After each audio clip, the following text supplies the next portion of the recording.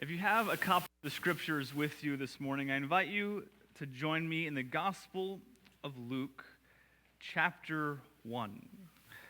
Last week, as we began the season of Advent, we started looking at kind of the precursors to the Christmas story. Last week, Pastor Jake saw how the angel Gabriel visited Zechariah, and this morning we'll be reading a text of the angel now visiting Mary in the Gospel of Luke, chapter 1. I'll be reading verses 26 to 38. Hear the word of the Lord. In the 6th month, the angel Gabriel was sent by God to a town in Galilee, to a virgin engaged to a man whose name was Joseph. Of the house, his name was Mary. And he came to her and said, "Greetings, favored one." But she was much perplexed by his words and pondered what sort of greeting this might be. The angel said to her, "Do not be afraid, Mary, for you have found favor with God. And now and bear a son, and you will name him Jesus. And he will be great, and he will be called the Son of the Most High, and the Lord God will give to him the throne of his ancestor David, and he will reign over the house of Jacob forever, and his kingdom there will be no end." Mary said to the angel, "How can this be, since I am a virgin?" The angel said to her, "The Holy Spirit will come upon you, and the power of the Most High will overshadow you. Therefore, the child to be born will be holy. He will be called Son of God. And now your relative Elizabeth, in her old age, has also conceived a son, and this is the 6th month for her, whom was said to be barren. For nothing will be impossible with God."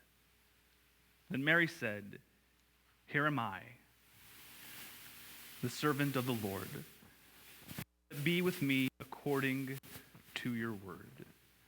Then the angel departed. For the people of God, thanks be to God. So this is the week of peace in Advent. And during Advent, it's a wonderful time where we look back and remember of Jesus that Christmas 2,000 years ago in Bethlehem. But we also look forward as we anticipate the return of Christ when he comes back.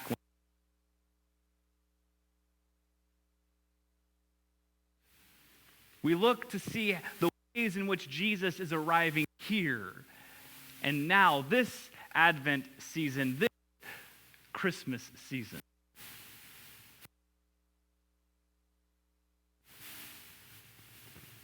There's a quote from Henry Nouwen that we'll find in our Advent devotionals, but I want to go ahead and share it with you now. He writes this. He says, "Keep your eyes on the Prince of Peace, the one who doesn't cling to his divine power, the one who refuses to turn stones into bread, to jump from great heights, and to rule with great power. The one who says, 'Blessed are the poor, the gentle, those who mourn, and those who hunger and thirst for righteousness. Blessed are the merciful and the pure in heart, the peacemakers, and those who are persecuted for the cause of uprightness. The one who touches the lame, the crippled, and the blind, the one who speaks words of forgiveness and encouragement, the one who dies alone, rejected and despised.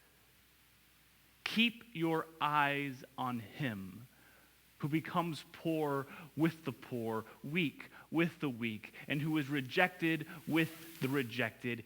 He is the source of all peace." This Advent season, as we are looking for Christ, we are reminded that we are to keep our eyes on Christ as we look back, anticipate, and look around here now keep your eyes on the Prince of Peace. He is the source of all peace. But it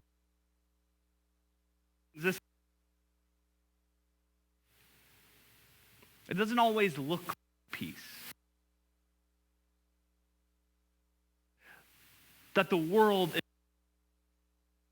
come by the means that the world seeks.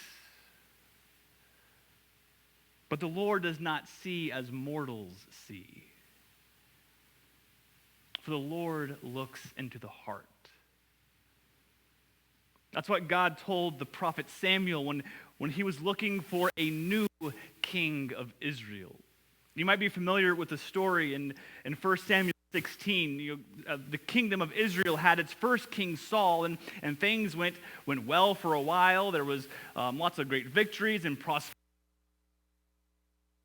turning away from God. He started seeking his own ends to his own means, and he began to be disobedient to God, and God withdrew his presence from King Saul. He withdrew his anointing from Saul, and he was going to anoint a new king. And so he said, and the way this would work is a prophet of the Lord, in this case it was Samuel, God would tell the prophet who was going to be the king, and then the prophet would anoint that person as king. And so God tells Samuel, he says, go to the town of Bethlehem, and I want you to go to the house of Jesse, and from his sons you will find the next king. So Samuel goes to the town of Bethlehem, he goes to the house of Jesse, and Jesse's born son, his oldest son, he brings him in, he's big, strong, he's handsome, he's tall, he's got a big beard, a manly, kingly beard. He is what looks like the ideal king. And Samuel sees this firstborn of Jesse, and Samuel says, that's got to be the guy, right? I mean, he looks like a king, he acts like a king. He's just I want him. Samuel, don't look on outward appearances, for I have rejected him. Mortals look on outward appearances, but the Lord looks to the heart.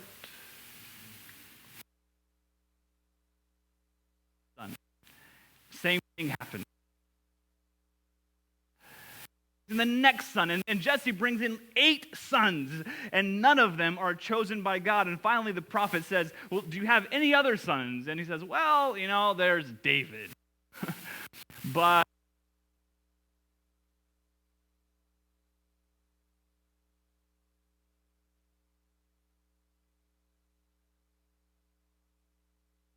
sure, this young, scrawny kid, not even stubble on his face, like he does not look like a king.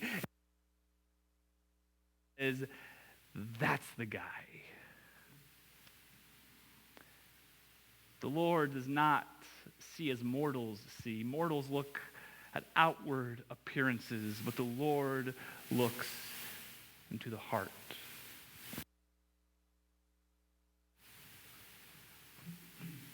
And so this true peace, this peace that can only come by the will of peace, it takes the form of the cross of Jesus. For it is on the cross that we are made right with God. It doesn't look like peace, but it is true peace. It says the cross of Christ looks like foolishness to the world, but we know that it is true wisdom. But that's getting into Good Friday. That's getting to Easter. Let's bring it back to Advent. For Advent, last week we saw the angel visiting Zechariah, announcing that him and his wife, even though that they are old and his wife is barren and they have given up hope on having a kid, that they are going to be having this child, John, right? We saw Zechariah, that this old priest who had been training all of his life in the temple, burning incense before God, offering prayers on behalf of Israel, prayers that the long-awaited Messiah would come, prayers that Israel would be restored, that salvation would come to the people. And he also had his own kind of private prayer, a prayer that he had given up on, a prayer he had abandoned, a prayer to have a child. And the angel shows up. Your prayers have been heard. Your prayers for Israel and also your forgotten, abandoned prayers have been heard as well. He has come to tell Zechariah that they will be answered, that they will have a son, that they are to name him John. And for some reason, even though Zechariah had been planning his whole life for moments like this, somehow he doesn't get it right. Somehow he misses what is actually happening, and he questions the angel he doesn't believe, and his son John is born, the John that would make way for the Messiah.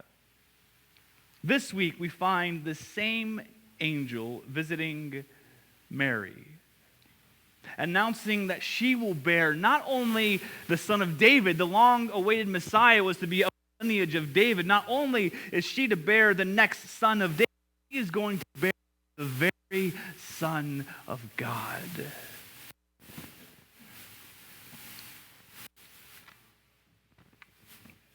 Maybe if I move that there.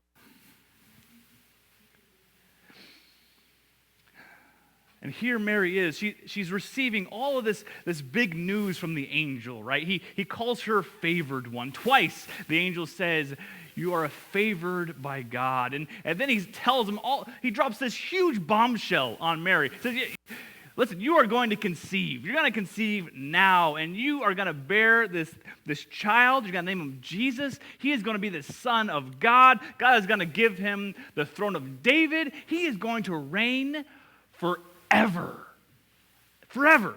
His kingdom will have no end. And the angel just dropping this bombshell on Mary. And I mean, kind of rightfully so. You would think Mary is a little apprehensive. Did you pick that up? It says that she was greatly perplexed. And she was trying to kind of figure out the meaning of this greeting. Right here, the angel is saying, you favored one of God. You are going to bear the Messiah. You're going to conceive. And she's like,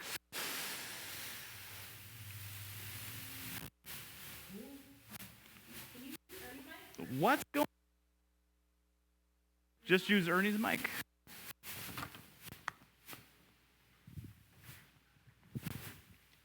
Is it that?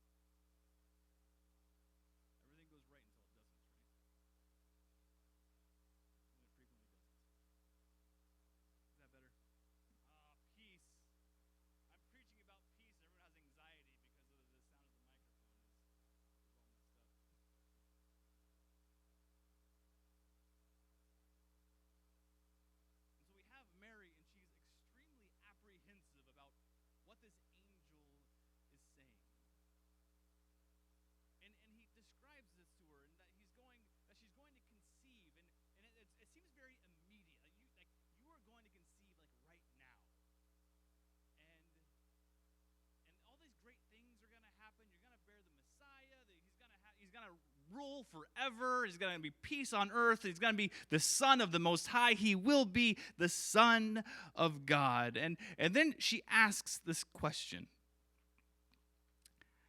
How can this be, since I am a virgin?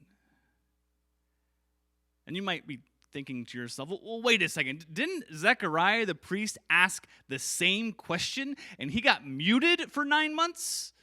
Like, what's the difference between these two questions? And it's not immediately clear, the difference between Mary's question and Zechariah's question. But if we look closely enough, we will see it. And the angel apparently knew the difference right away.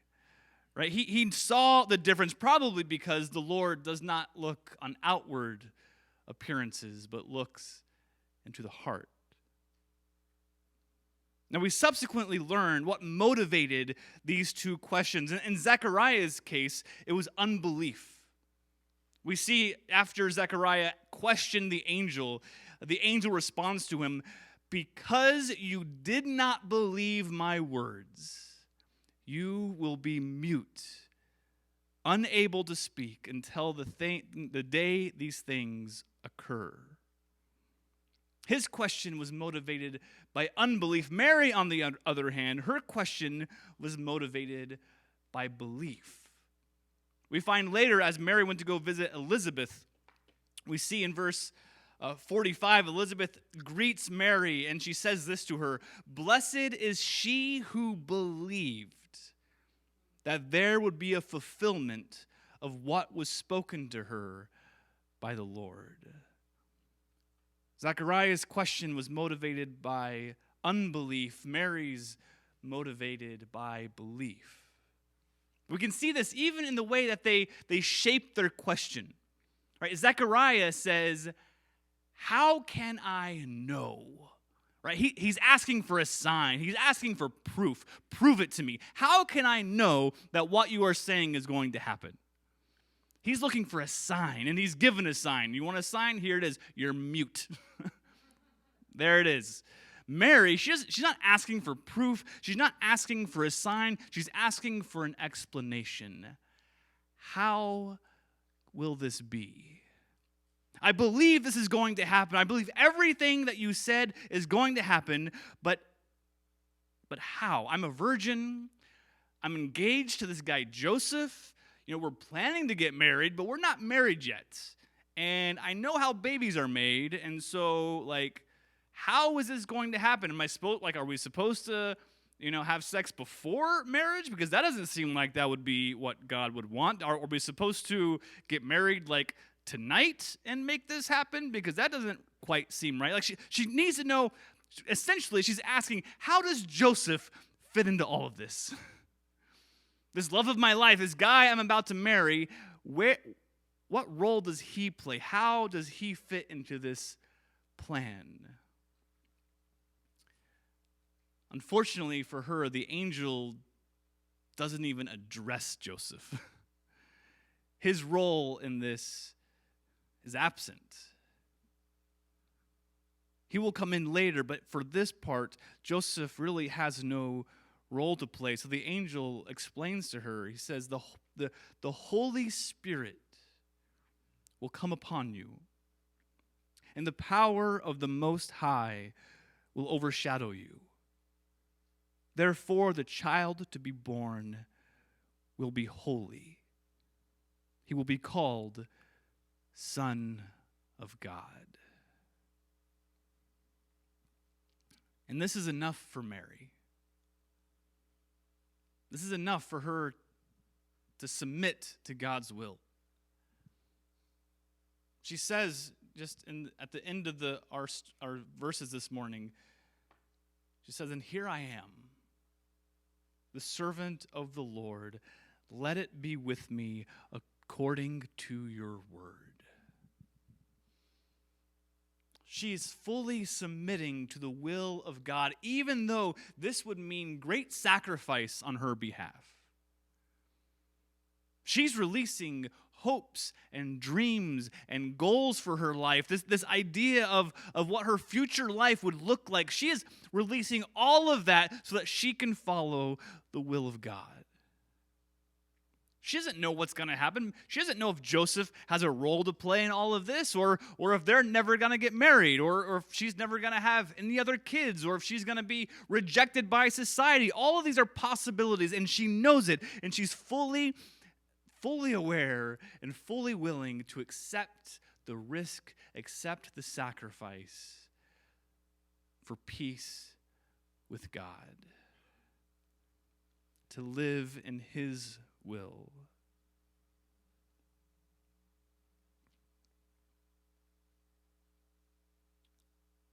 She had to die to all of these hopes and dreams and goals so that Christ could literally live in her.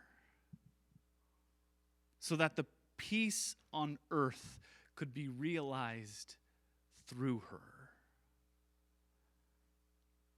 In the same way, we are called to die, to release our plans, our hopes, our goals, our ambitions, to release all of that to the hand of God so that Christ can live within us, so that peace on earth can be realized through us.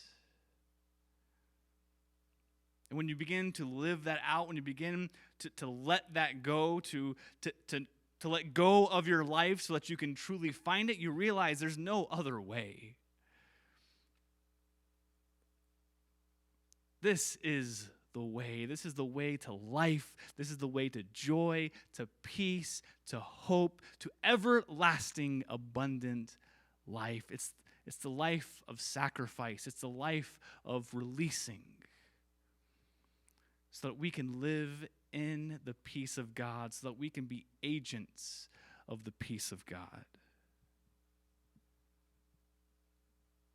I'm reminded of John the Baptist as Jesus would begin his ministry. John knew his role. He knew his place. He knew he was not the Christ. And so when Jesus began his ministry and people began following him, John's disciples came to him and says, "What are you going to do about this Jesus guy? All of your disciples are going to go follow him." And he says, "He must increase. I must decrease." May that be our prayer this Advent season. May we be the ones who simply point to Jesus. May he be the one who increases as we ourselves decrease. And then we will find peace. In a moment, we're going to take communion together. And in this sacrament, we are reminded of this peace of Christ. We're reminded by his example that he humbled himself. He gave himself for us. That in a world filled with war and hatred and violence and darkness and evil, he found a way to give us peace and reconciliation through his cross. And at the table of Jesus, he invites us to the way of his cross. He invites us to lay down our burdens, to lay down our pursuits, to take up our cross and follow him into the resurrected life. That's the invitation for you today. In a moment, we're going to take communion, but just so you know, the way we do it here is I'll invite you to come up forward, and as you're ready, just come up to the table, and I'll give you a piece of bread dipped in the juice, and then I encourage you just take it back to your seat and hold it and wait for everyone to receive the elements. And at the end, we're going to say a prayer together and then take communion together at the same time, symbolizing the unity of the church that we find in the body of Jesus. I don't think this microphone cord is going to reach, so I'm just going to say it from here. I'm fine. On the night that Jesus... No, this isn't going to work, is it?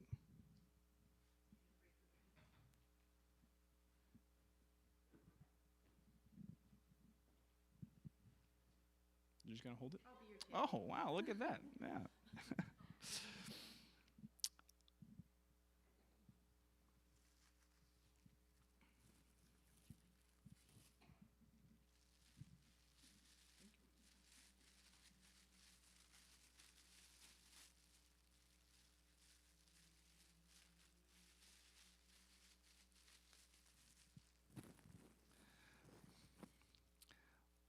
On the night before Jesus went to the cross, he sat down with his disciples and he broke some bread.